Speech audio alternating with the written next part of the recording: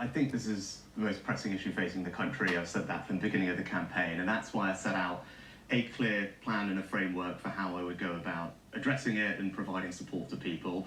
There's three groups of people. That's what I've spelt out. There's everybody, because I think everyone is going to need some help given the scale of the challenge.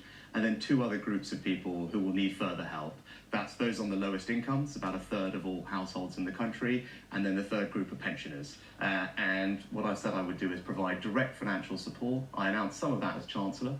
I would go further as Prime Minister as the situation has deteriorated, and we would do that with direct payments using both the welfare system and the system we have to pay pensioners their winter fuel payment over the winter. So how much money would people get?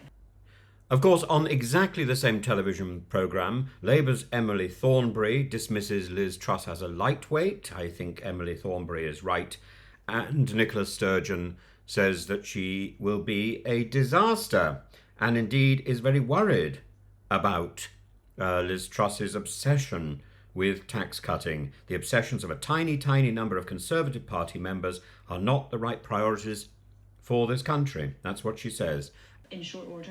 Yeah, it wouldn't be right or responsible for me to sit here and give you the exact to the pennies and the pound amount, and that's because I'm not inside. I haven't seen all the numbers, the nation's finances, but I can tell you what I did previously as Chancellor to give people a sense of how I approach these problems. Now, look, I'm honest that when you have a situation like this, I don't think you can solve the problem for everybody, and it would be wrong to pretend otherwise. But what I've done in the past is target the most help on the most vulnerable. And in contrast, I think Rishi Sunak does sort of answer the question. It's not necessarily the answer everybody wants, but it is an answer. He also says that we are facing a genuine emergency and we may well have blackouts over Christmas.